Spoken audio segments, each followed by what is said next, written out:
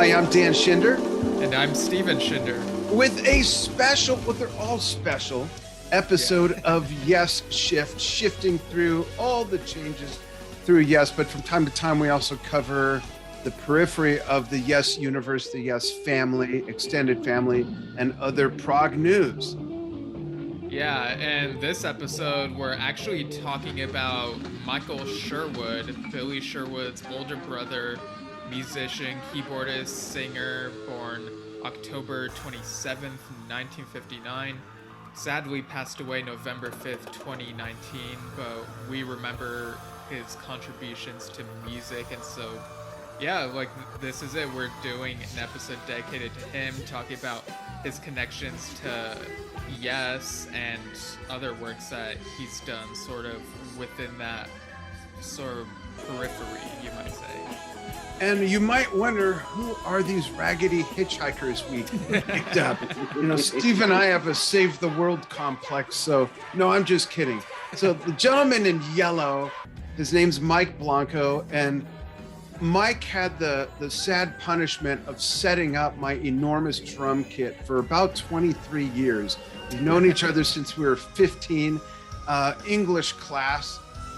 I was in a band. We needed roadies. There were three big guys with long hair. Mike was one of them. I said, "Do you want to be a roadie?"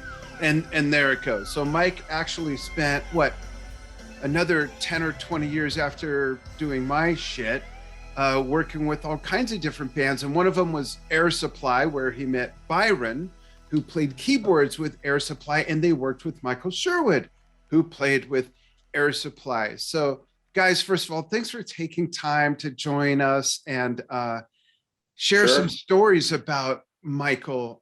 So who wants to go first? Tell us about Michael on off stage, in the bus, backstage, at home, the way you knew him that maybe other people didn't. That'll help us remember him in a really nice way. You've got way more better stories than I do. So I used to look at his back most of the time anyway. So, you know. And Mike and I go back to local bands in LA, and by sheer coincidence, independent of one another, we landed the Air Supply gig. It wasn't a coordinated thing at all. And then there we were both at rehearsal after, getting our gear tossed in the alley behind the Troubadour for many years prior to that.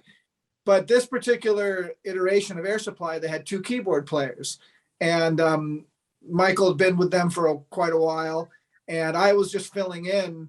There was another keyboard player, Guy Allison, who's phenomenal, that was on another tour and was unavailable. And so I was about a 6-month fill-in.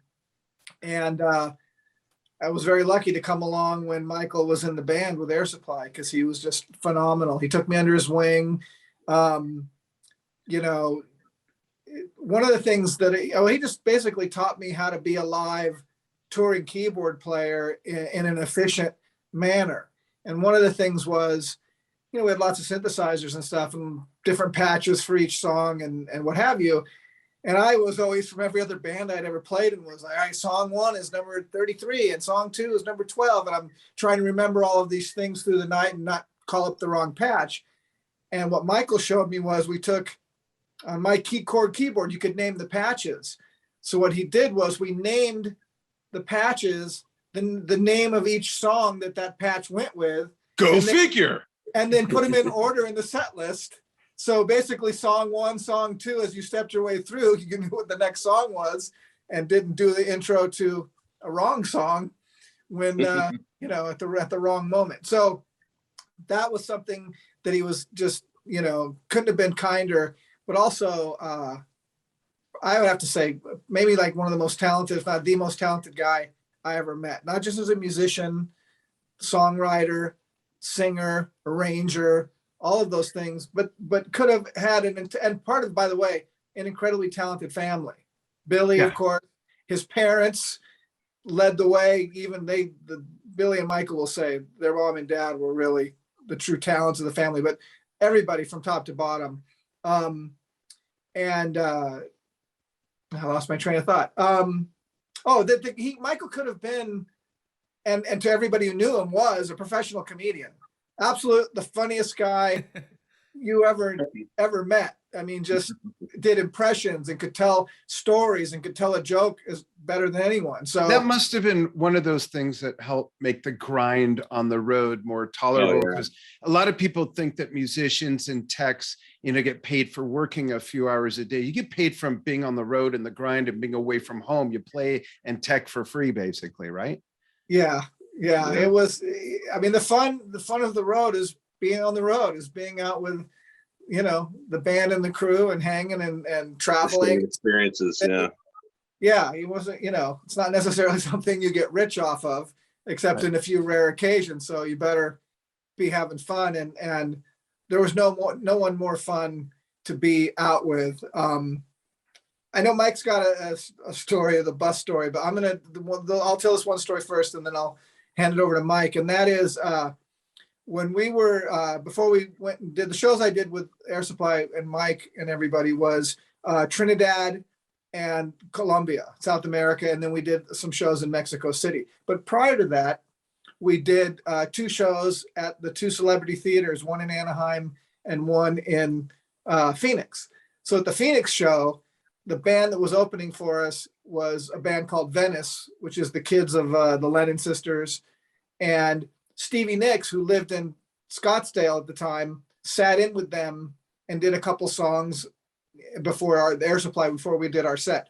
So now we're on, and it's in the round. So it's a very intimate little setting. And then the audience is pretty close, but the stage itself was very kind of tight and small. So there's a particular song where Graham is going to basically do it solo acoustic guitar, and him and Russell are going to sing. And so this guitar roadie, who was this young kid, brings the guitar out to Graham and puts it on, and he starts into the intro, and the guitar is horribly out of tune.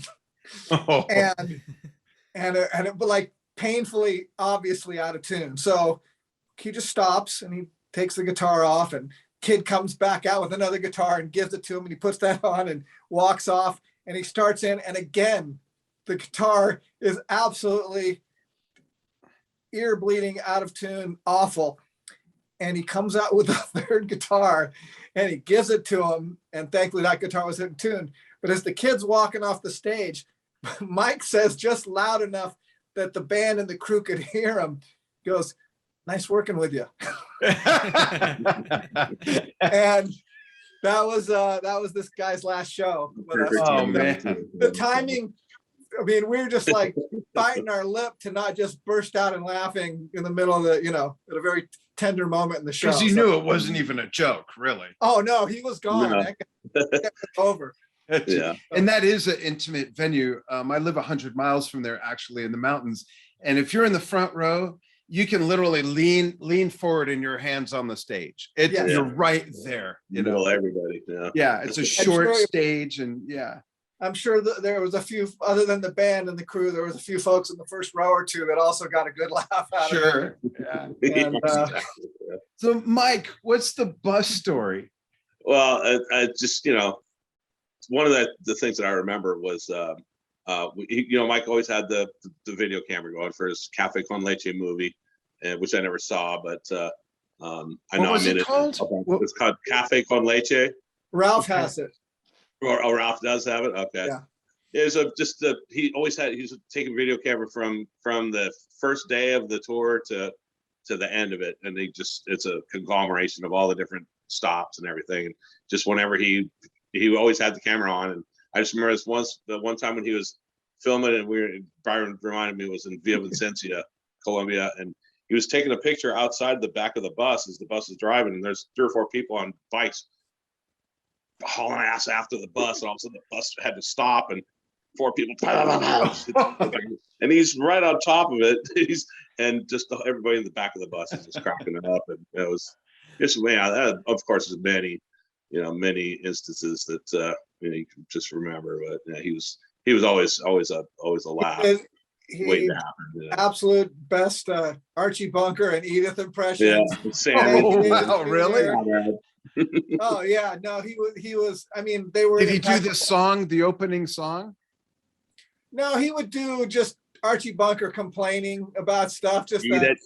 Yeah. I don't know what to do it because it was so spot on. And everyone's a pinko commie. Yeah, he did a great Sammy Davis Jr. Yeah. Wow. He was hilarious. He, yeah, just like I said, the guy was, and again, just a brilliant musician and Yeah, a great keyboard voice. player. I went and saw him a few times when he played at Genghis Khan with Right, it with was him and the guitar player back in those days, and it just two guys, and yeah, it was just phenomenal. We were fortunate enough in I don't know if it was in 2019 or late 2018, but Michael and I had been in contact for maybe a year or two, from probably about 2016 or 17, occasionally just sort of phone tagging and stuff, and a couple of times where we went and grabbed a bite to eat. But we managed to have a breakfast with the band members that, other than Russell and Graham, the touring guys, in that last year. And I want to say in mid 2019, it was great. It was Jimmy, Larry Antonino, Ralph, drummer Ralph Cooper, myself, Michael. Who am I missing? That's it, right? Jimmy. Yeah. There were 6 of us. No. There was 5 of us. There was The 5 other of two. us. And And the 5 and the 2. Well, the funny thing was we were at this restaurant. I took a picture, like somebody took a table shot, and there was 5 of us, but then there was just a guy eating by himself and it's sitting at his own table behind us. But the way it looked, it looked like it's like a frame. So when we were passing Random guy. I could have sworn there's only 5 of us on the tour, but this guy, we He's had a guitar player. a member of the, yeah. But He was yeah, the detuner. The detuner. yes. Yeah, we won't mention his name in case he might still be trying to work because he's younger than us. So Could be. Maybe listening in. oh man. So did you, other than Michael playing on stage, when you spent time with him, like on the bus and whatnot, did you hear him listen to like a variety of eclectic music? Like he definitely wasn't Oh, a yeah. one genre guy. What kind of stuff might surprise people who are familiar with his work, between working with Yes on the Union stuff, Jon Anderson, Air Supply? What other stuff might people go, whoa, that he listened to or was into or played? Like Mike mentioned. The people who know him would probably not be surprised at all because he's very. I mean, the people who don't know him personally, but know of him and his work, because I think we all tend to, before we get to know someone, we think that Nico McBrain only listens to music like Iron Maiden, and that's not true. Yeah, we had that conversation. I had that conversation the other day that it is funny that the artists that we like, when you're first fans of certain artists, you just assume they only like their own genre, which is nothing could be further from the truth. I've discovered that to be the case, is that whatever somebody does is a very thin sliver of what they are influenced what they like. Yeah. The album that he did, I want to say it was Groovy Lemon Pie or something, which is a super cool, very just eclectic. I would recommend anybody who knows of the Michael's other stuff to check out that record. Yeah, that sounds familiar. May have heard of it. I'm gonna see if I can find it. I want to make sure I get the name right. And when about did that come out? Boy, I'm not sure when it came out, because we went to breakfast and he goes, hey, I want to play you something. And I don't know if it was something he had done a few years earlier or he had just finished it or whatever, but it was amazing. We went, we like kind of just pulled over to the side of the road. We were listening to it and then ended up sitting and I listened to the whole album from beginning to end because it was absolutely phenomenal. I'm gonna see if I can find it while Mike continues to share. Blanco, are you familiar with that album at all? Do you remember that work? I don't, we never really hang out a lot, with the musos, so crew kind of stuck together, but because it's just, I don't remember him sharing music a lot. Here's what it is. It's an album. It's called Everything You Hear Is For Sale, Swifties Bizarre. And it's from 2012. Oh. And I'm going to crop this photo and hold it up to the camera because it is awesome. And it's very eclectic. I mean, it's just literally is all over the map, but Yeah, so you get the reflection there. Okay. Oh, Yeah. cool. I googled Groovy Lemon Pie. Michael That's a different Sherwood, record that and he did. That's that he did with with trying to Christian Nesmith. yes, Oh, also a Michael great Nesmith. album. But Hmm. So anyway, if you capture it, you can see what that is. That's Yeah. I don't know if Yeah. is it backwards to you guys? No. Or is it, It's Okay. it's normal. Yeah. anyway, awesome album. Seamless transitions between songs. There's that overlap. Cool. Kind of it's comedic and it's prog and it's just bitching and it's studio and Wow. it's Gosh, it's I wish really, I knew about this earlier, but I'm gonna check that out as well. It's as a brilliant. I love Throwback. this record. Yeah, it's Yeah. awesome. Does he play everything, or what's the instrumentation on that? It is. There's everything is on there. I mean, killer drums and programmed drums and synthesizers and cool vocals and I don't know what other like guest artists or if he did 100% of it, but it's Okay, we'll check it out. Yeah, Yeah. I have to check those out. Right before hopping on here, I was actually listening to his solo album from I think it was '98. It's called Tangletown, and it sounds kind of like a Peter Gabriel album. It's like very layered and has like a really filled out soundscape and is funky in places. It's really good. Interesting. I'd like to check that out. Yeah. And did he play everything on that, or is Billy on drums? Or? I know Billy did backing vocals on 3 of the tracks. Okay. and Andrew Rosenthal and Michael Sherwood is the Swifties Bizarre, the album that I just Interesting. held up. It's on Apple Music. Okay. Cool. Thanks, Byron. That's cool. Yeah. A lot of people don't know that Billy Sherwood started on drums. The Crickets didn't know that either. apparently. I didn't know. Yeah, I had to like think of that for a moment. I didn't know that. Oh, Next time there you talk you to go. Billy, I'm not sure if I still know that. hey Danny, next time you talk to Billy, ask him about the Shaker story. Okay. Because that was Michael was sitting in or playing with a group that Billy was, it was his band, it was his record. And This sounds vaguely familiar. yeah, Billy told this story and Michael kept trying to add Shaker. Yeah. And Billy kept telling him, no, I really don't want any Shaker on it. And then he was hold it like under the key. Right. Let's talk to Billy. It's a great story. I will. It's one We'll of the get best him to stories. tell it for sure. Yeah. That's great. Shaker. Was it salt, pepper, lima beans? Do you know? Yeah, egg. That's the whole. That's funny. Anything else you guys want to share about Michael, the late great Michael Sherwood?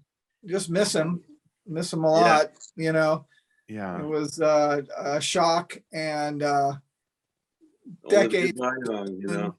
yeah, way too soon and just yeah, it's a shame. I mean, it was he I can only imagine what he would have had to say of the events of the last year and a half. Yeah. Oh wow. You know, that we missed out on a lot of good humor just from that. Yeah, Oh, for man. sure. Well, folks, stick around because at the end of this episode, Stephen and I actually have a personal experience to share with Michael. And I don't even think Stephen knows mine, actually. Yeah, I don't think we know each other's, but I don't know yours, actually. So, and we've got some other stuff in between, but Mike Blanco, lifetime friend. I've known him over 40 years, over 40 years. Yeah. Geez. Wow. And Byron, great to see you again after so long. We'll well. all have to catch up sometime. I'll be in California in January and I'll be passing through the valley. I'll have to hook up with you, Mike. And Byron, if Yeah. you're around, I'd love to see you too. That'd be cool. We'll have to jam. Mike, we'll both be in Woodland Hills, so Big Okay, neighbors cool. there soon enough. Yeah. So My old home stomping grounds. I'll be coming through. yeah. you guys yeah. both Good went see to El, you. right? What's that? You guys went to El Camino, right? Yeah. Yeah. See, and Julian, my son, went to El Camino. Oh, Yeah. yeah. There you go. That's Class- where we met. Tell Julian he's lucky we left anything of it behind. Yeah. Yeah. That was He left before they here as won well. all the academic decathlons. Long before. This before they knew what it was, that there was one. Before they gave participation trophies. Right. Yeah.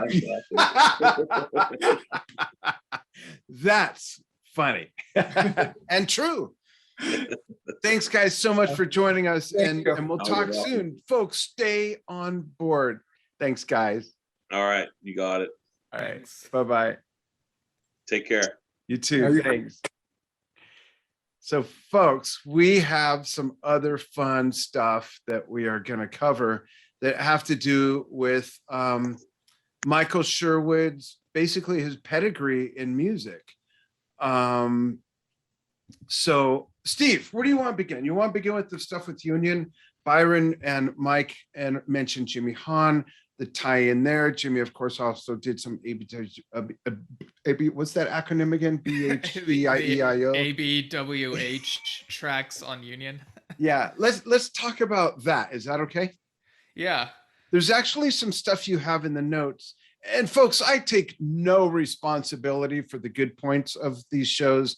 Steven's very fastidious about putting the notes together and all of that. And I really appreciate that. And there's a few little tidbits. I was like, oh yeah. And really? So you go ahead and lead, and I'll be the color commentator.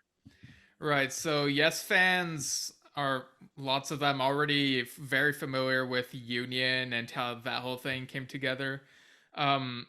Basically, Michael Sherwood and Jimmy Hahn were a couple of the session musicians that they got to try to salvage the ABWH tracks. And, you know, it's funny, like, Yes fans tend to, well, maybe not anymore, but definitely back in the day, like, I feel like probably a huge chunk of them looked at Union as like, oh, how could they do this? How could they bring in all these session musicians? But, like, if you look at an interview with the producer Jonathan Elias from about 20 years ago, he talks about how, like, it was tough getting some of the, like, ABWH members to, like, work together and finish stuff. So it's like he and Jon, like, Jon pretty much said they should look for people in, like, California, and Jimmy Hahn was one of them. And I guess Michael also came in around that point. And, like,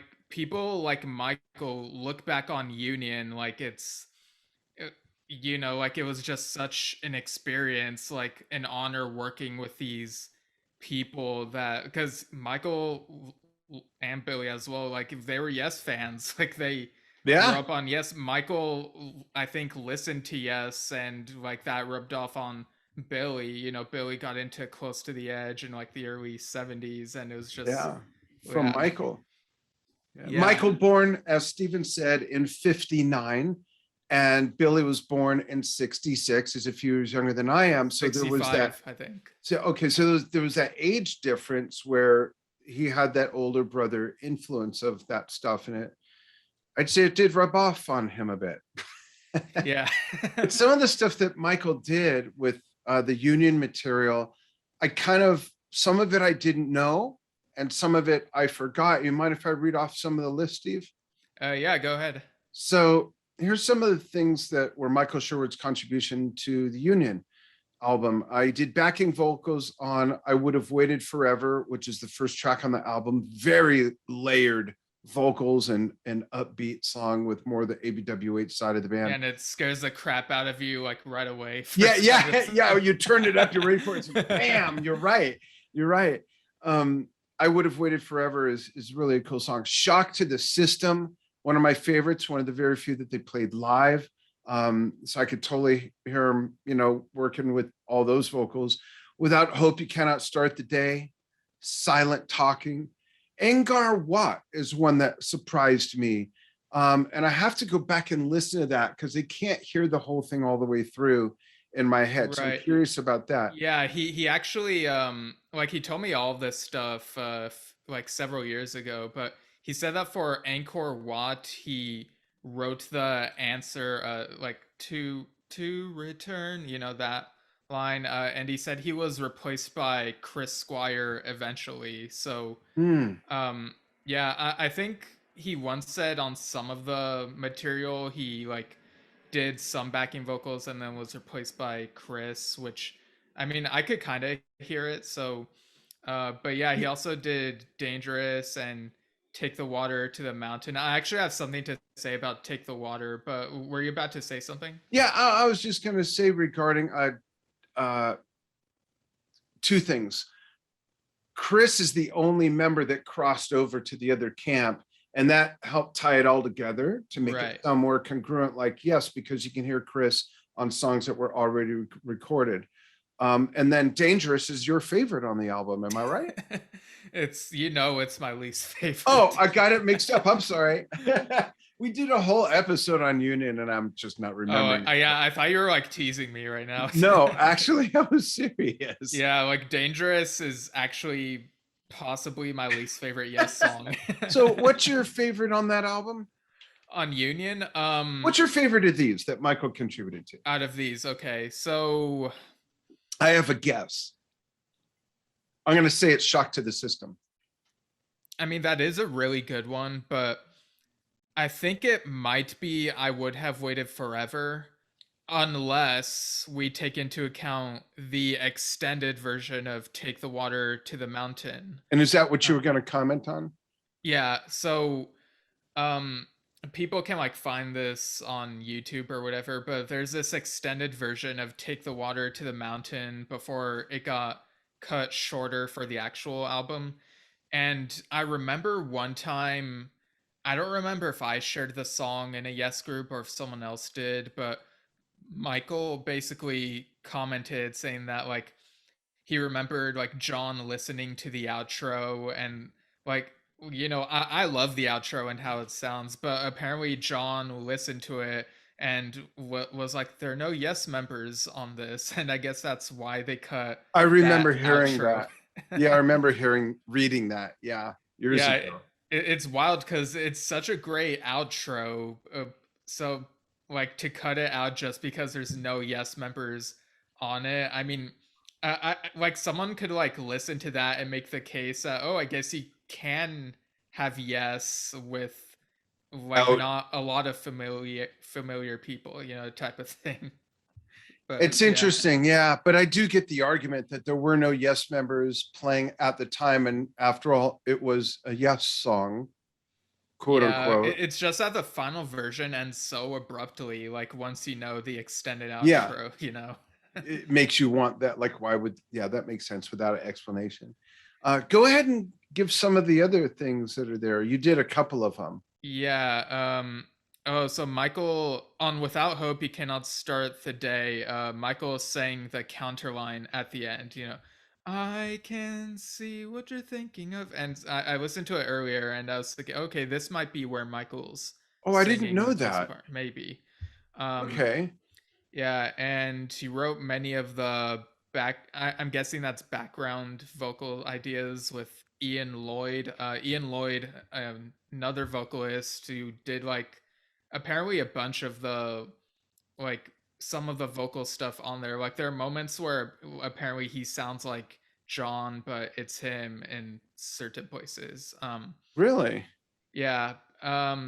Like probably the parts where he sings like really high. Like I was listening to the songs earlier and I was like, yeah, I wonder if that's Ian right there. But yeah, like he and Michael were pretty much given some freedom to work on some of this stuff, and they were just like really excited to like work on this, like them too, and Jimmy, and I'm sure lots of other people who were brought in. Like imagine being a session musician being brought in for a Yes album. Like not I don't know if this was when they knew it was a Yes album or if it was still ABWH, but just working on something involving those people, right? It's just a lot of excitement, I'm sure. I probably was behind the scenes stuff.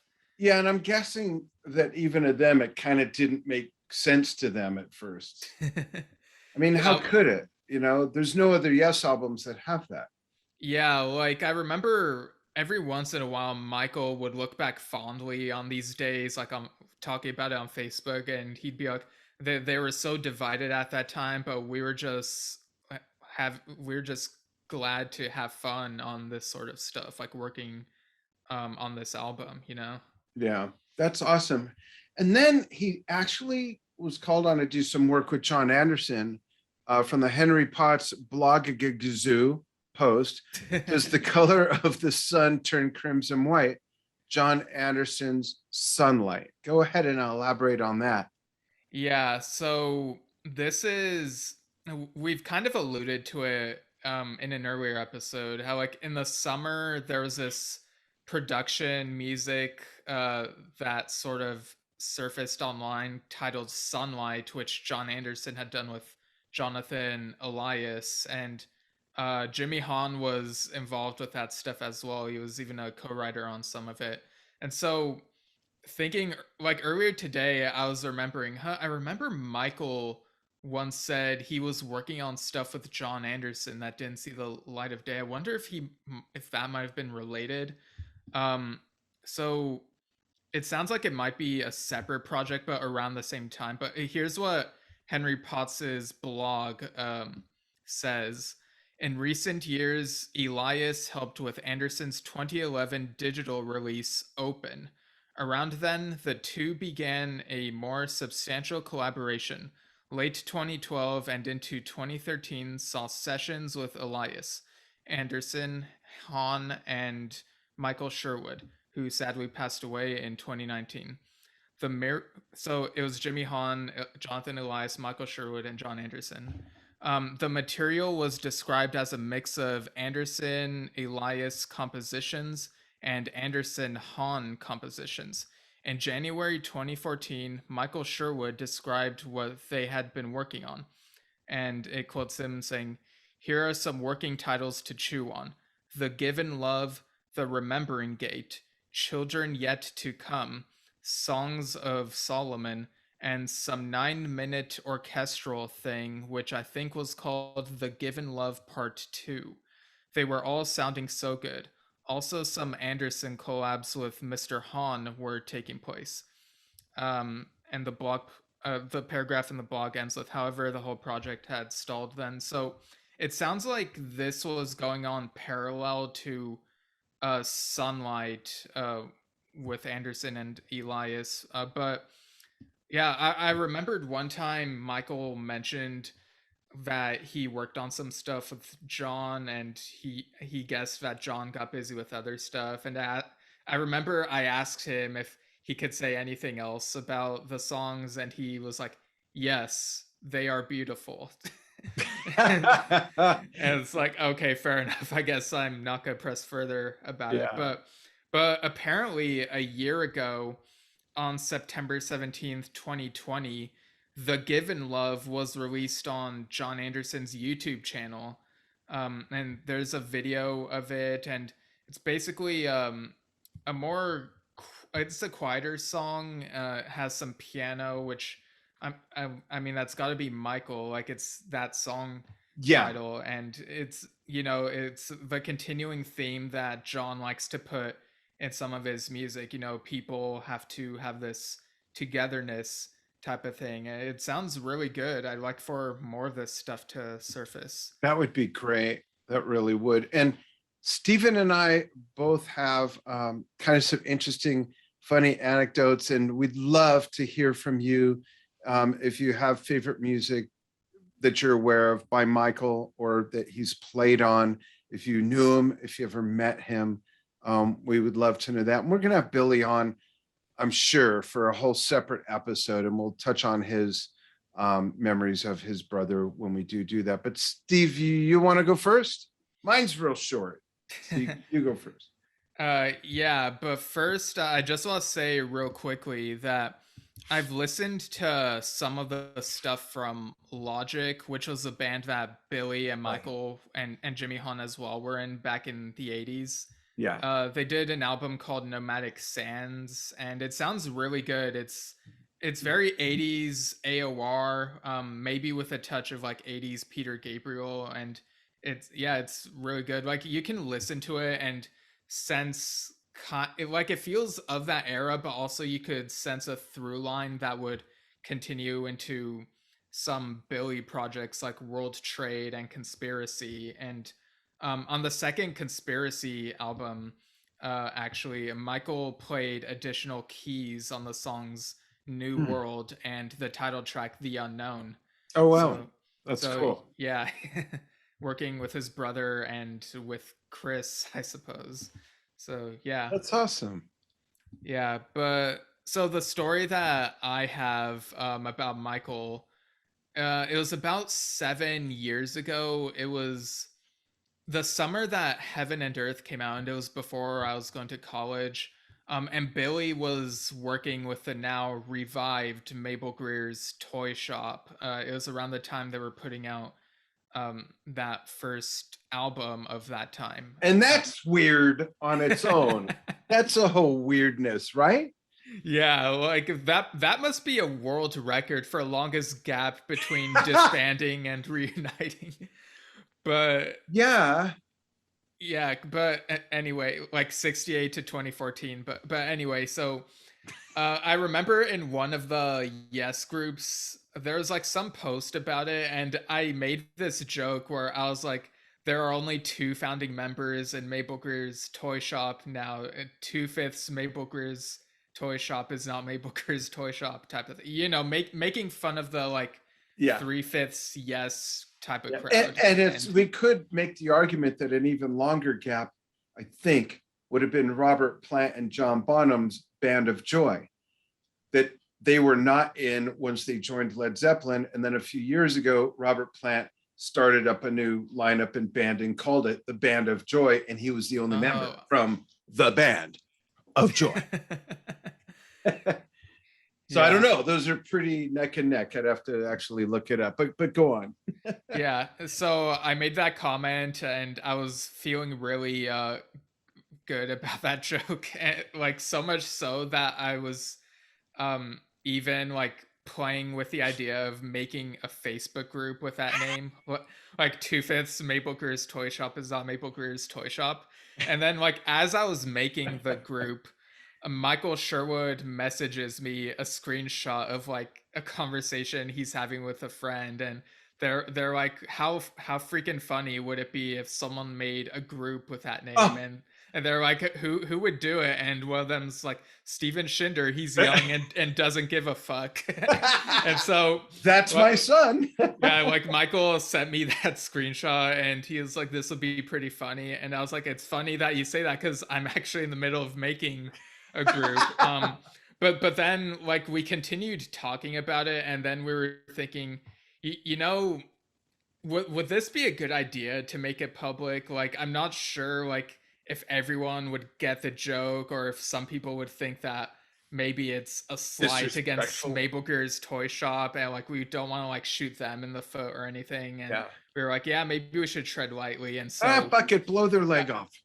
No, I'm kidding. Yeah, and so I didn't make that group public, but yeah, that was the type of guy Michael Sherwood was. He had a great sense of humor and he was easy to talk to. And I never knew this. You're right. I didn't know this.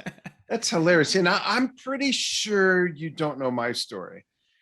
Probably. So this goes to Mark, and we'd love to hear yours, folks. So comment wherever you're seeing this or hearing it.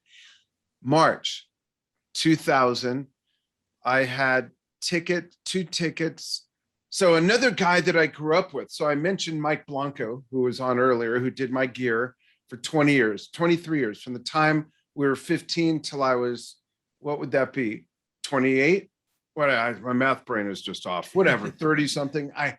From 1978 until about 1992-ish, something like that. And anyhow, so another guy that was in that same class is named Jay Sheehan, also a very lifelong friend. Jay started as a roadie, went into lighting, went into stage management, and has had a golden career. He ran the Old Globe Theater in San Diego. He opened what started out as the Coors Amphitheater in Chula Vista. It's gone through other names. Stephen coincidentally graduated high school, had his ceremony there. I've seen several concerts there. Well, took my dad to see Steely Dan, saw Rush, on and on and on. But so Jay says, hey, I got 2 tickets in will call for you to see Roger Waters. Can you come down? Oh, wow. And I'm like, yeah, of course. Who am I going to take? And your mother, bless her heart, didn't know Roger Waters from Ronald McDonald. Well, maybe she knew Ronald McDonald. But you know, so that wasn't a fit, and she needed to be home with you guys, I guess, and this, that, and the other thing. So I really didn't know. So I called Billy Sherwood. Billy, do you want to go see Roger Waters with me? It's like in 2 days or 4 days. He says, wow, that's really sweet. I just can't. he said, my brother might be into it. Do you want to call him? And I said, Michael? And he said, yeah. I said, yeah. He says, let me give you his number. Just tell him you're a friend of mine. So I also knew that my Michael had done his gear on the Air Supply tour. So I call up Michael Sherwood and I explained, hey, I'm a friend of Billy's. He said, give me your number. And Mike Blanco, I grew up with him. He did you. Oh yeah. And I said, so I have 2 tickets to see Roger Waters in San Diego in whatever it was, a couple days. Can you go?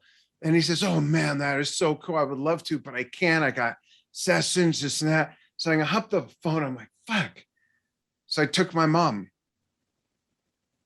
Oh, wow. Yeah, I took grandma. So I took my mom. My mom was really hip. So going back to, I don't know when this episode was, but when I was growing up, my parents totally supported my musical career. When I was about 14 or 13, I remember my mom was going to go over to a friend's house and she said, hey, can I borrow that Close to the Edge album? Oh, yeah. You've told this story before. Yeah. Yeah. So it wasn't that weird that I'd say, hey, Mom, you want to go see Roger Waters at Pink Floyd? So my mom went down. The funny thing happened, not on the way to the show, but on the way back. So folks, I lived in the San Fernando Valley where Michael and Billy grew up and the other guys who were on earlier. And we had to drive all the way down to San Diego. So we left early that morning. We spent the day down there. We saw the show, didn't spend the night, came back. We're on the 405 freeway in LA going north. And all of a sudden my mom says, are you speeding? And I look down, I'm like, no. She says, you might want to look in the rear view mirror. And about a mile back, maybe closer, a wall across the freeway of blue and red flashing lights. And I had never seen this before. I've been pulled over before, but never saw the whole freeway across with this block of lights. It was like a cartoon. So it really was the wall. Yeah. Coming back from seeing Roger Waters. So I'm replaying in my head, like, what did I possibly do in the last couple miles? And why would there be like 30 cop cars, right? So as I'm passing, or as we're driving, I see them all just and get off the freeway. And I think about where we are for a moment.